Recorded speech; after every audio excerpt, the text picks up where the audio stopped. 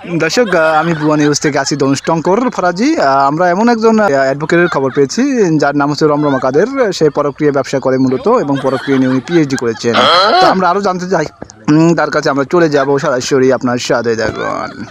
আমার নাম advocate MBCR PQR MPC DK RQL doctor রমরম কাদের।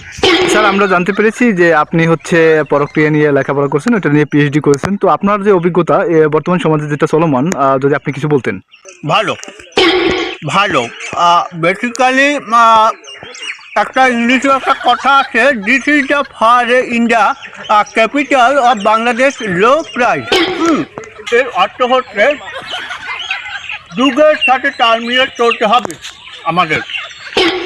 এখন এই যে পরক্রিয়া চলমান, এটা ভালো কাজ। বেসিক্যালি আমরা যেটা দেখতে পাচ্ছি, যে পরক্রিয়ার হার অধিক হারে বেড়ে গেছে, প্রতি ঘরে ঘরে পরক্রিয়া ছড়িয়ে পড়েছে। এটা একটি ব্যাধির মতো হয়ে গিয়েছে। বেসিক্যালি এটা আমাদের উকিলদের জন্য, যারা আমরা অ্যাডভোকেট আছি তাদের জন্য ভালো। দেখা গেল আমাদের পরিবার কোনো এক সময় আমরা না খেয়ে থাকতাম, না খেয়ে জীবনযাপন করতে হতো। এখন আমাদের সেটা লাগে না। এখন আমরা এর মাধ্যমে মোটামুটি ইনকাম করি এবং আমরা ভালোভাবে চলতে পারি। স্যার, পরক্রিয়া তো দিন দিন বেড়ে যাচ্ছে, তো এটা নিয়ে আপনার ফাইনাল কথা কি আর কি, ওটা যদি আপনি বলে দিতেন।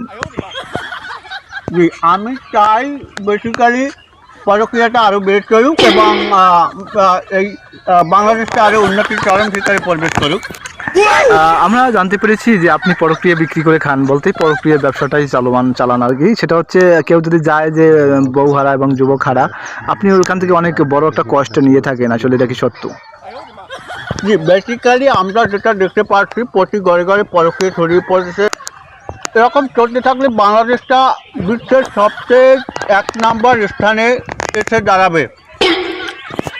বেসিক্যালি আমাদের ইনকামের কথা বাদ দিলাম। This is the forever on the password the continue কাদের।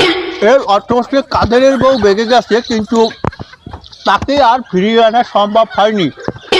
যাই হোক, এখন পরক্রিয়াটা যেভাবে বেড়ে গিয়েছে, এটা ভালো, এটা সমাজের জন্য ভালো। This is for necessary of the performance the capital of Bangladesh.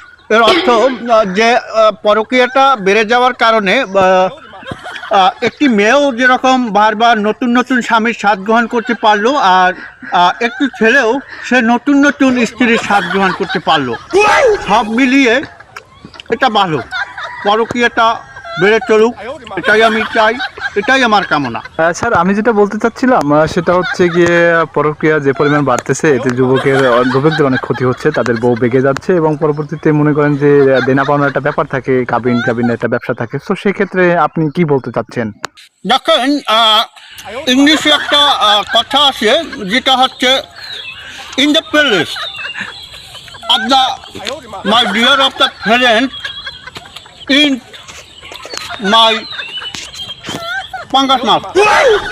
এর অর্থ হচ্ছে একটা পাঙ্গাস মাছ যদি একটা বিলে দৌড়াতে পারে, একটা পুরুষ কেন পারবে না? দর্শক, দেখতে পারলেন আমরা রমরমা কাদের সাথে কথা বললাম। তার যে গতি, আসলে উনি নেমুক হারাম টাইপের লোক। সাধারণ যুবকদের হোগা মেরে খাওয়ার ওনার মূল লক্ষ্য, এবং হচ্ছে উনি বিগত বছরগুলোতে এগুলোই খাচ্ছে এবং দেশে পরক্রিয়া বেড়ে চলছে।